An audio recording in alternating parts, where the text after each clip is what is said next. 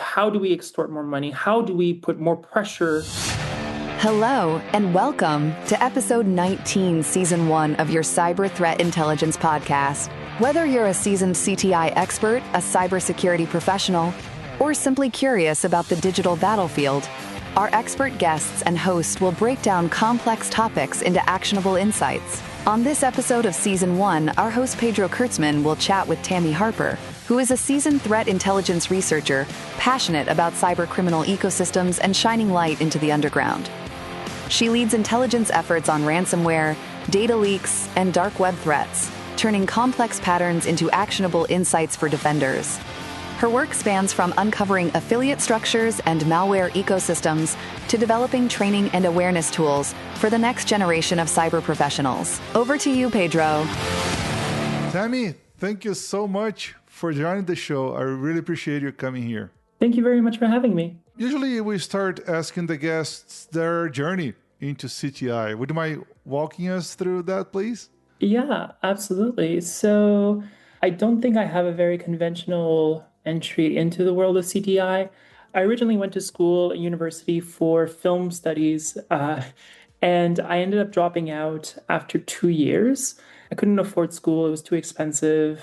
You have to pay for your film. You have to pay for a lot of things. So I just couldn't afford it. Mm-hmm. So I went into tech right away. I started off with help desk stuff and IT support and really just troubleshooting. I've always had a fascination for seeing how things worked, and I worked my way up. It got to the point where I was managing a small family-run office, in terms of IT. When the pandemic happened, I decided to go back to school. And I went back to school, not for a degree or anything like that, but just to skill up and really focus on cybersecurity. Mm-hmm. And I took, it was called Advanced Cybersecurity at York University in Toronto. Basically went through that program, and it was a certification, and it was fantastic. It was split up into 2 parts, and fundamentals and advanced. And when I got to the advanced section, I really started to hit my stride and to really find concepts that I really started to gravitate towards, forensics and penetration testing and things like that. Mm-hmm. And I one of the teachers basically that was teaching one of the classes was offering students to go work at his company. He had already hired another one of another student that was in my class, my classmates. So basically, he reached out to me and he's like, if you're interested, you can definitely make an application. And mm-hmm. So I did.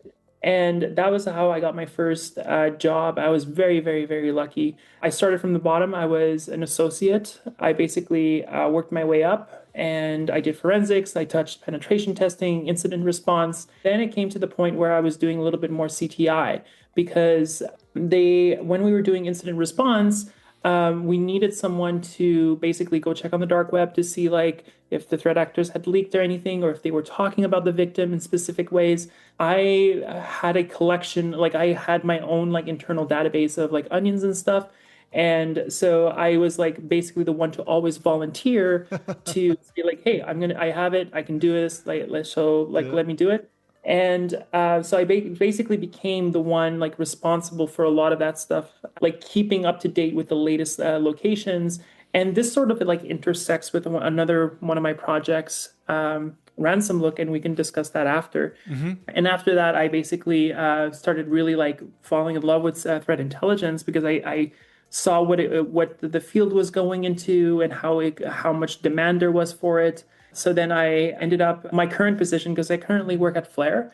I essentially started, when I saw that they had an opening for a researcher position in threat intelligence, I applied for it. The rest is history. I absolutely love threat intelligence. That's so nice. Maybe we can just, go straight to the Ransomware story as well. If you want to share with us, that would be awesome. That's a funny story. So Ransomware is an open source project, and I've been volunteering with them for a little over 2 years now. Mm-hmm. So my collaboration with them started back in 2023, when Conti was starting to publish Move It victims.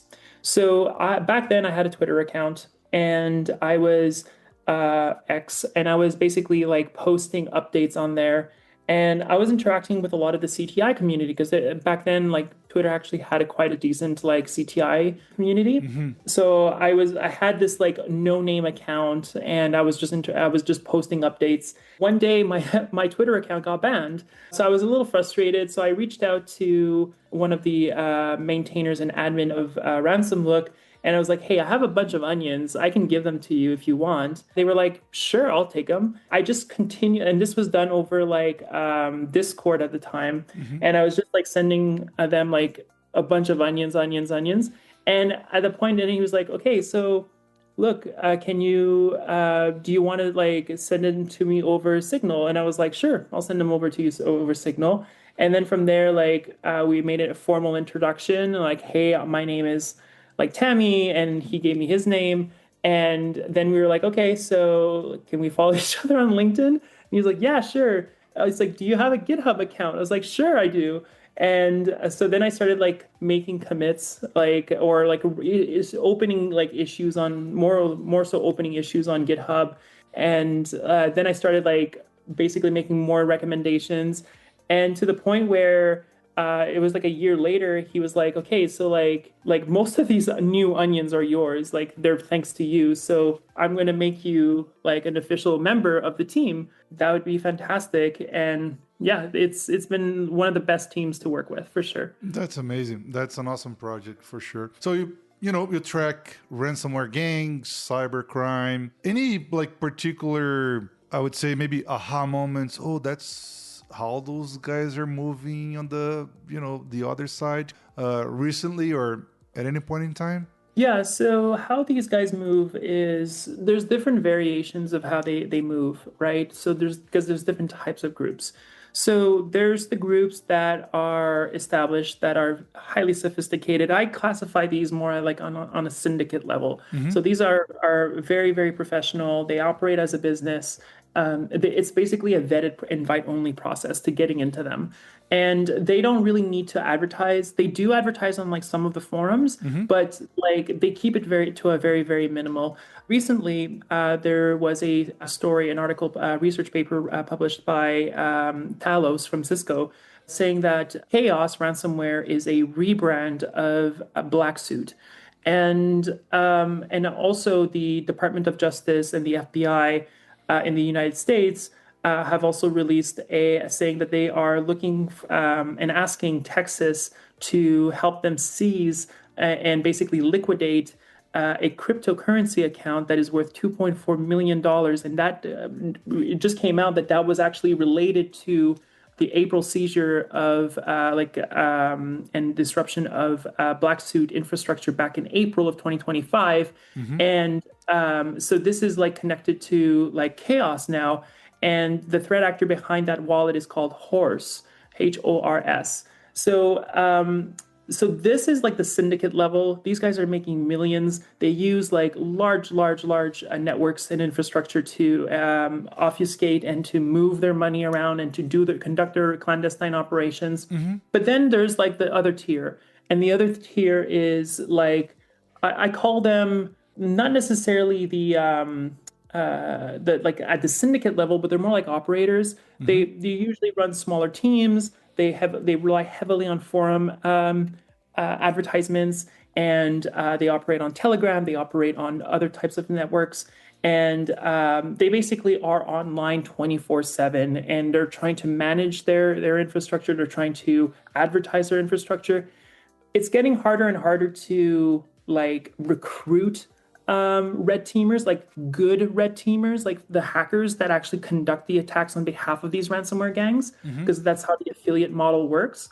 So a lot of these guys are like trying to get creative with their advertising. So that's like the operator level.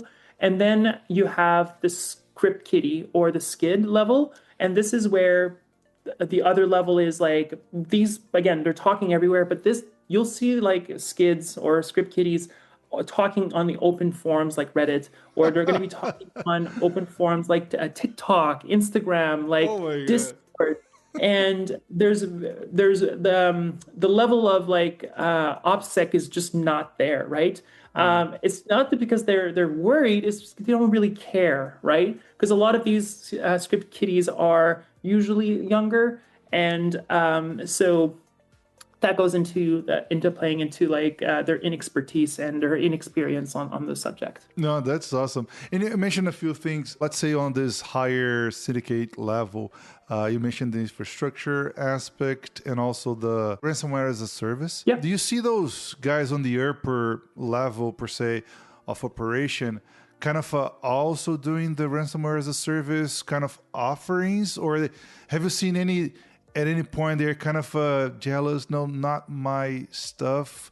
Because when I hit somebody, I only want to be known as that person and not like generic script kiddie that paid for that payload or something like that. Yeah, absolutely. So I can take like Lockbit was a syndicate level and they were RAS, and like Chaos.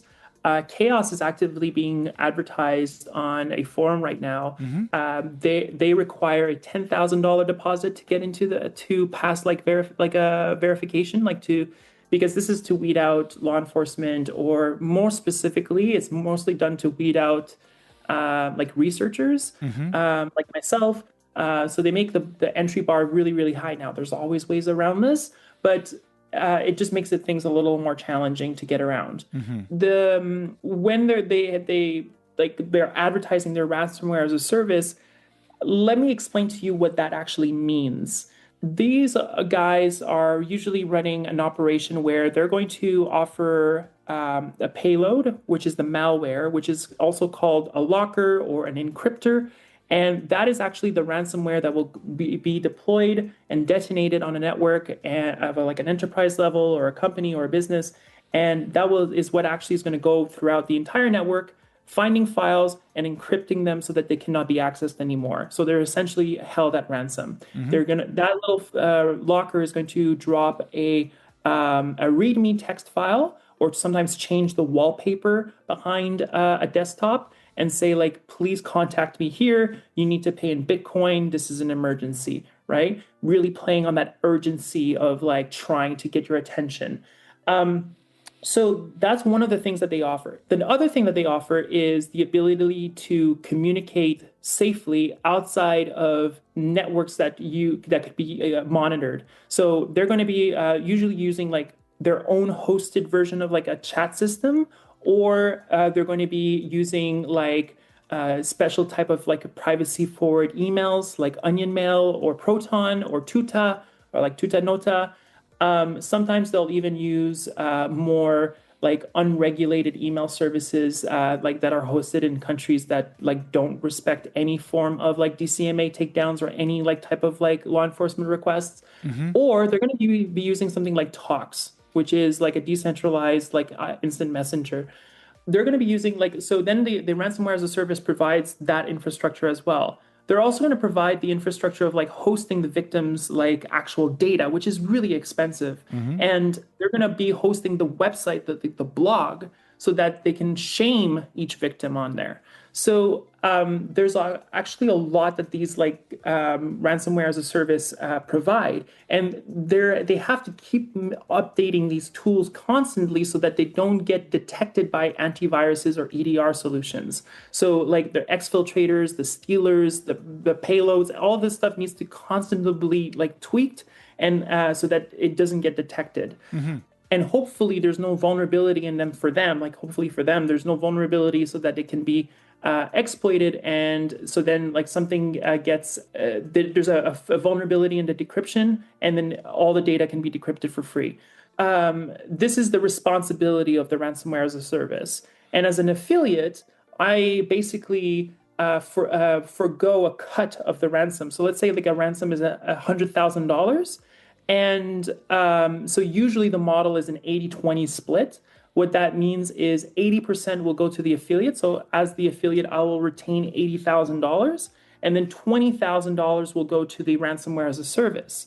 Now, you have to launder that money, and you have to move that money around. And you have to pay off your team. You have to pay off your initial access broker. You have to pay off a lot of people. Everybody has to pay off a lot of people to make this work. So your cut is only going to keep going down as things go on.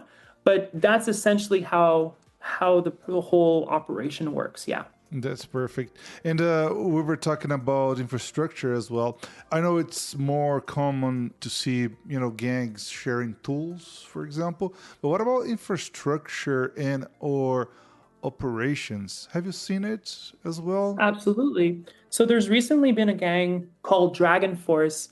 So Dragon Force is trying to start something that they're calling a cartel. Is not new. Like this has actually been tried many times before, and they're really taking a page out of the playbook of like the Mexican cartels in trying to bring things together so that Yeah. it's easier to manage, and then hopefully you are the one managing. That's the play they want to do. What they're trying to do essentially is saying like, hey, you come to us, we will white label a ransomware as a service for you. So let's say you have an idea of a group. Let's call it I don't know, Black Star. That's your ransomware gang.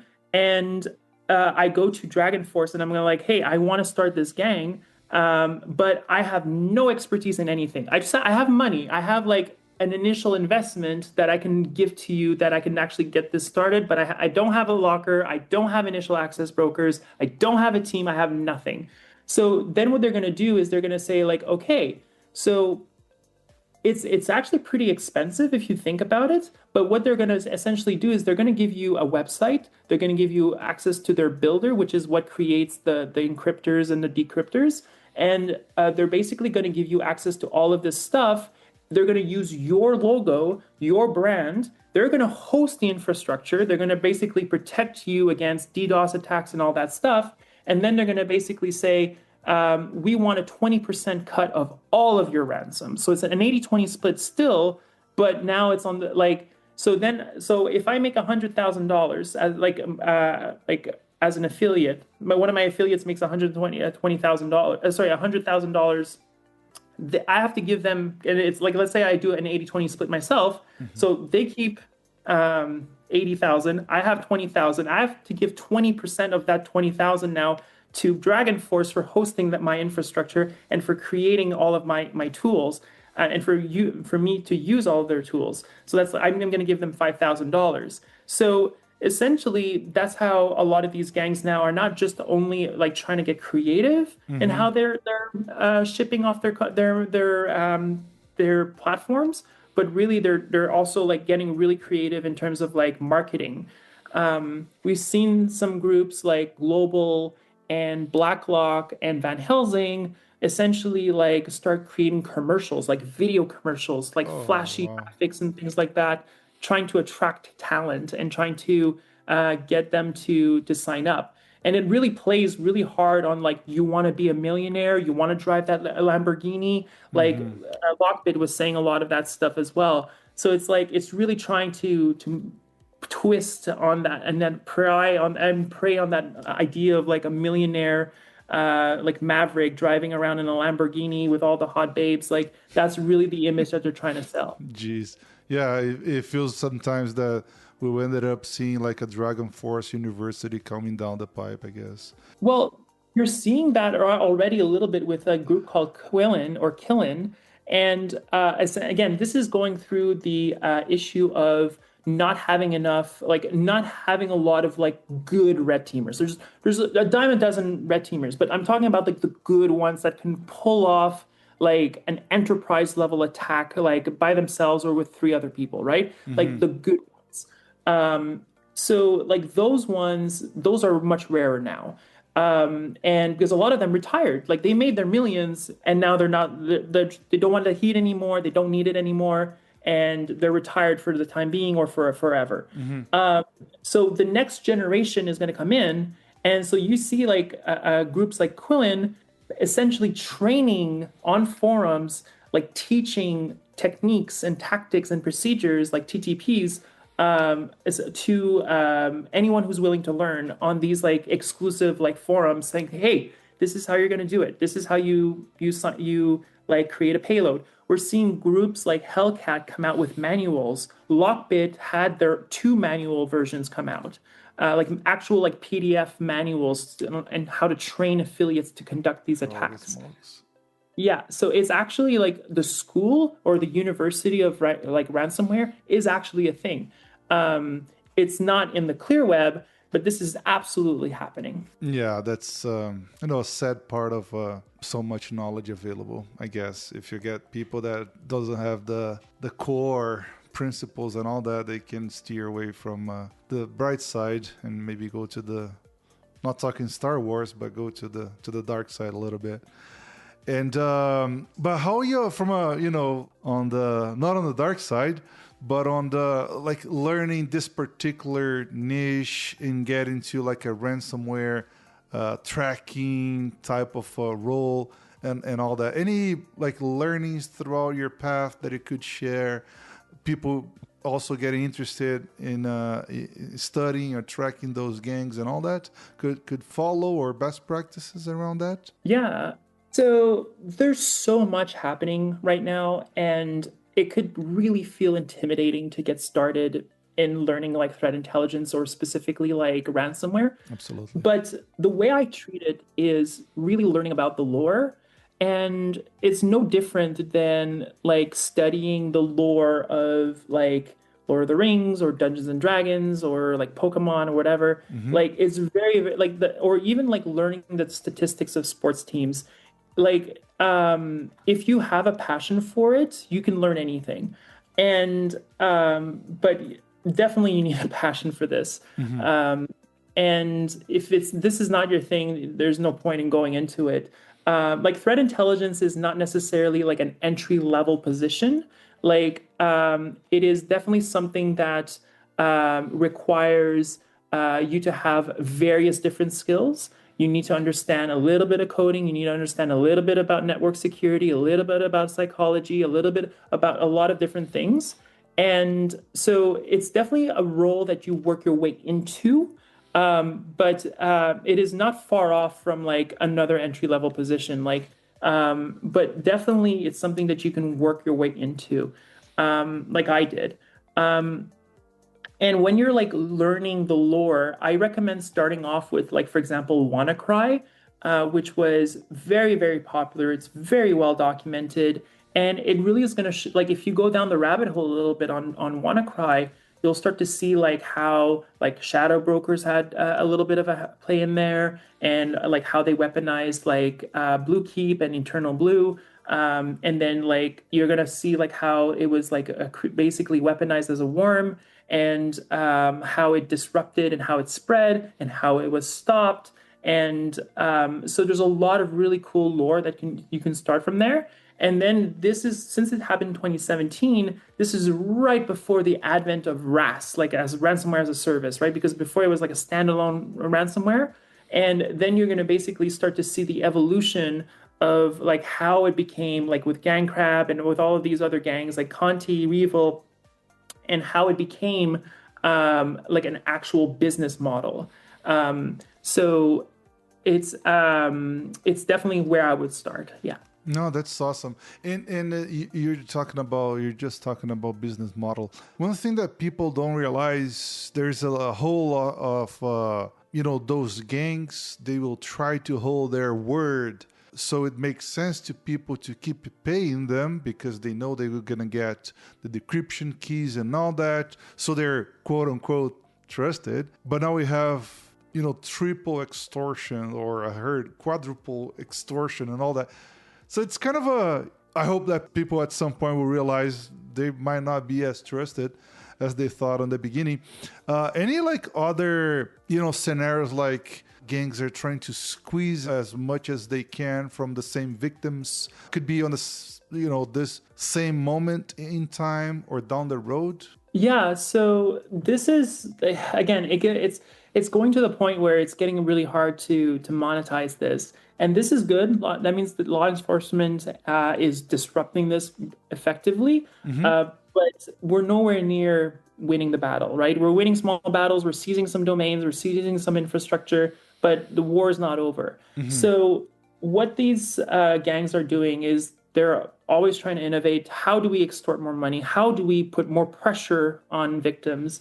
For example, there's one gang, again, go back to the example of Quillen. So how they are trying to figure out how to address this problem from their perspective is they because right now like they're telling new affiliates like the new recruited affiliates that they're gonna like they get paid well 1 out of 20 victims and paid well is like regarded as six figures, Mm-hmm. right? That's a six-figure ransom. So it's like so you that means that you have to work you have to attack 20 victims to get hopefully get paid well on one. And you might get a few thousand on a couple of different ones, but like it's definitely way down from what it was before. Now, this is one group, and what they're doing to address this and put more pressure is they're Killen is essentially saying like we have a team of lawyers on hand that can help you assist during negotiations. And they can essentially like tell you what you have, like what type of data that you have, what type of regulatory bodies that you can contact to Oh, that's put great. more pressure on the victims. Because we saw like Alf V and Black Cat do this in the past, where Mm-hmm. they were basically talking to the SEC and saying like, "Hey, this victim did not disclose that they were breached." So, but now we're also seeing this with Anubis. Anubis is doing this with like Australian regulatory bodies and European regulatory bodies. Killen is basically taking a page out of that playbook and saying like, "Hey, we can inform you on what to do with this and actually have lawyers." Trigger Um, points. exactly. Mm-hmm. And another one is essentially they're saying like we are spinning up, Killen again is saying that they're spinning up a call center so that now that they're going to have more manpower to essentially go through the data that was stolen and start calling the victims and calling the clients of the victims. So this is going to be more of like a supply chain attack where they can basically start to say like, hey, this person or this company was breached. We have your data. Now we want you to pay us, or they have to, or you tell them to pay us. So they're going to be trying to put more and more pressure and having like some like call center in Kazakhstan or something like that, or in Russia, start making these calls, right?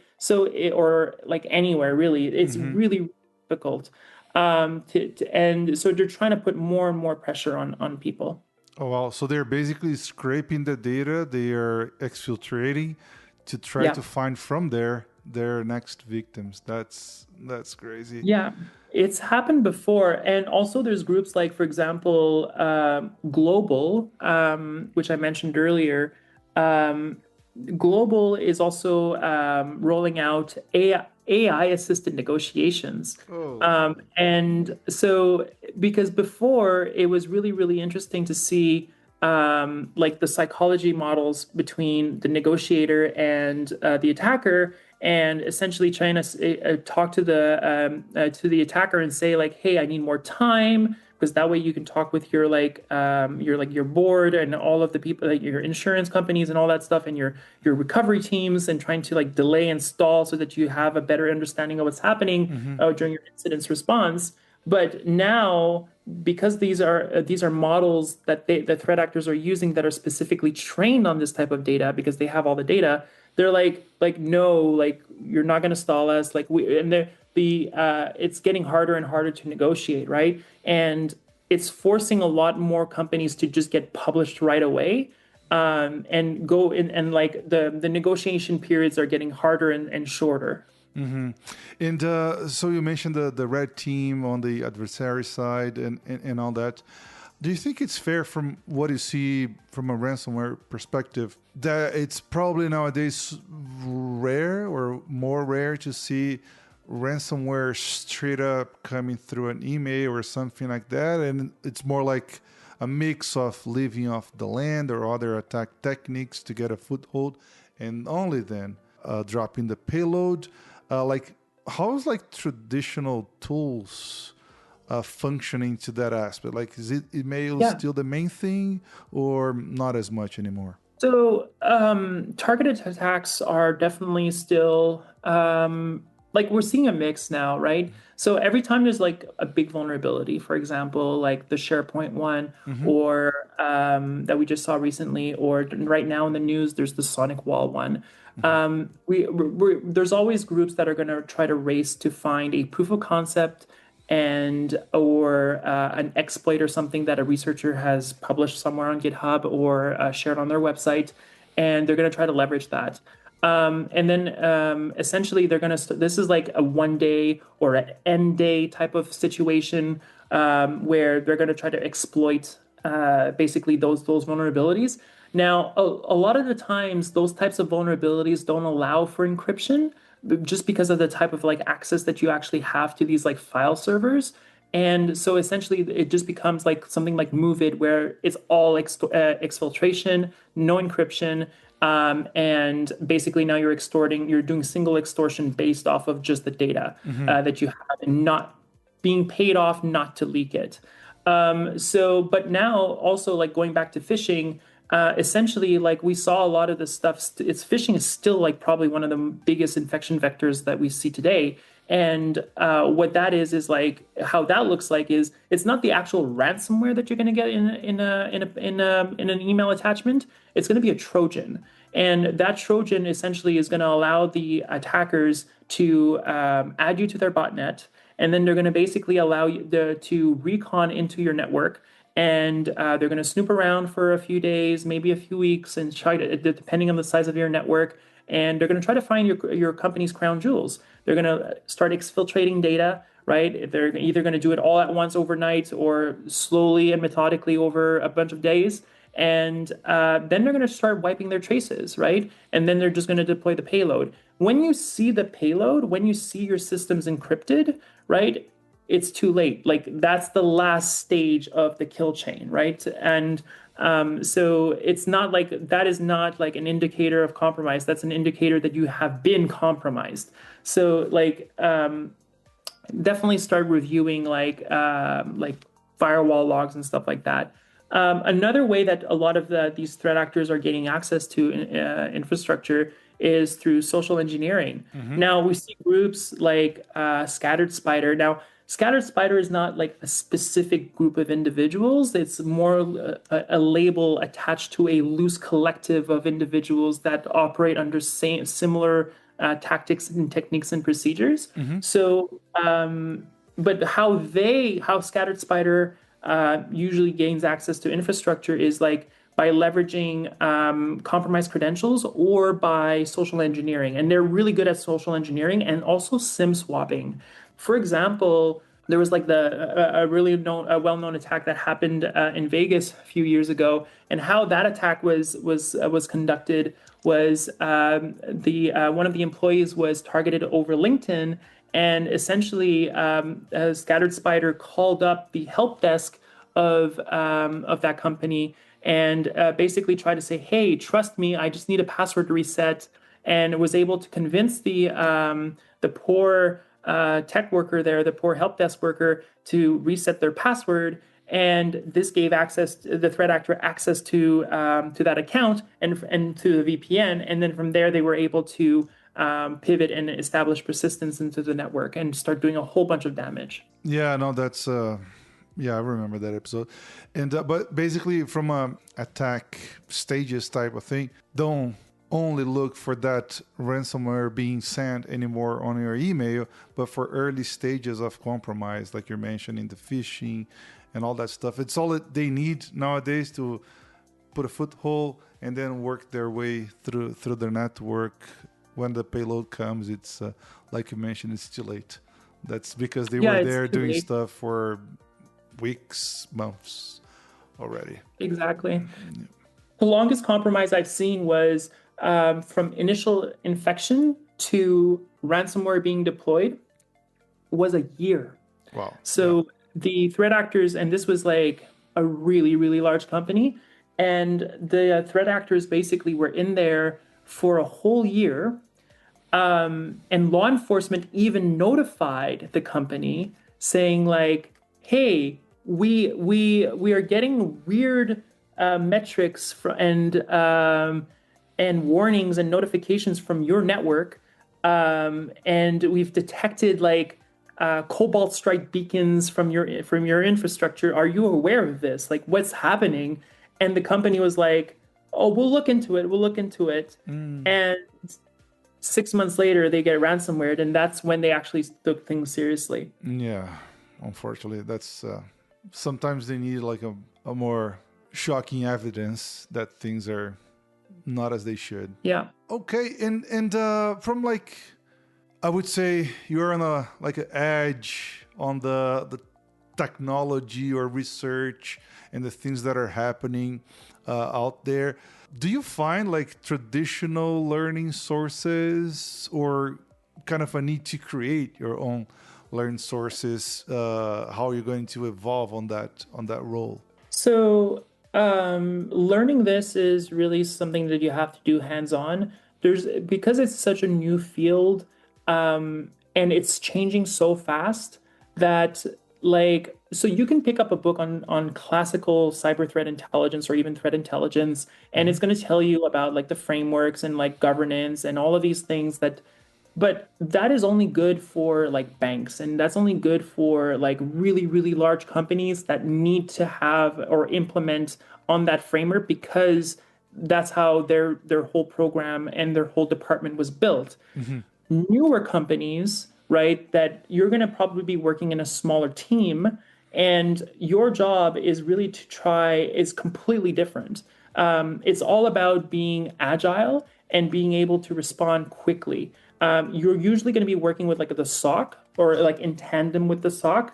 And it's your responsibility to know, like, it's going to look different for every single company, but a lot of the times, like, you want to know, like, what type, like, you want to know your infrastructure inside out. And that's why I'm saying, like, if you want to get into threat intelligence, like, you need to have a background in other stuff, because, like, you need to know the entire infrastructure of the company, and you need to know, like, the version numbers of things. Because if you see on a forum someone talking about, oh, I just wrote this exploit for this, then, or you know, in a private chat, or another researcher comes up to you and says, hey, there's this POC being shipped around, like, you know right off the bat that can affect you.